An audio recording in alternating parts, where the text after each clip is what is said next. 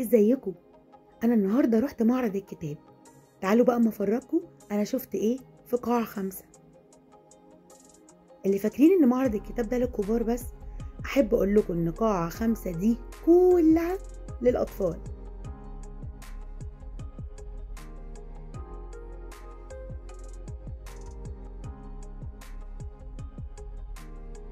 فيها كل حاجة، من اول الكتب الخارجية المعاصر والامتحان.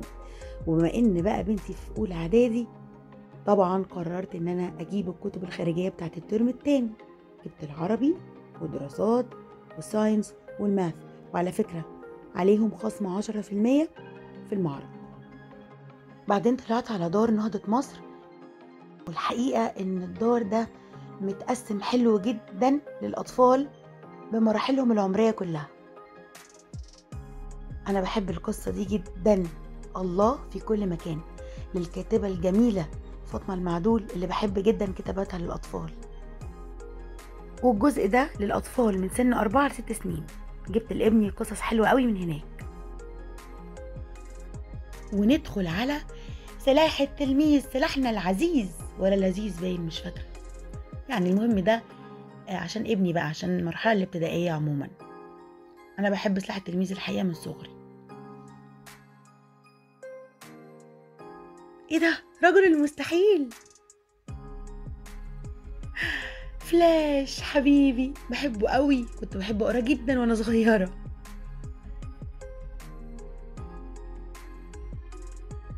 قاعة 5 دي مليانة قصص للأطفال في كل المجالات ولكل الأعمار، متقسمة بالسنين زي ما شفتوا كده.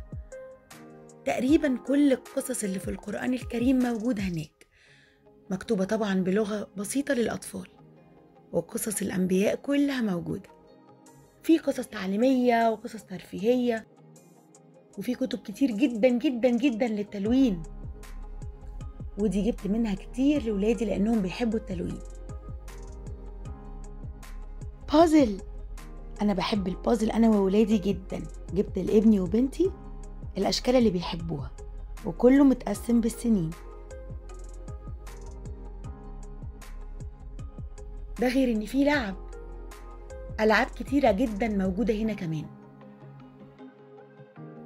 المكان ده الأطفال بيقعدوا فيه يرسموا ويلونوا، مكان لطيف جدا جدا موجود في وسط القاعة. كده أنا خلصت وجبت كل الحاجات، وهروح جري بقى علشان نقرا ونلعب أنا وولادي. وهستناكم انتوا كمان تروحوا معرض الكتاب وتحكوا لي جبتوا ايه من هناك. صحيح نسيت اقول لكم، تذكرة دخول معرض الكتاب ب5 جنيه بس.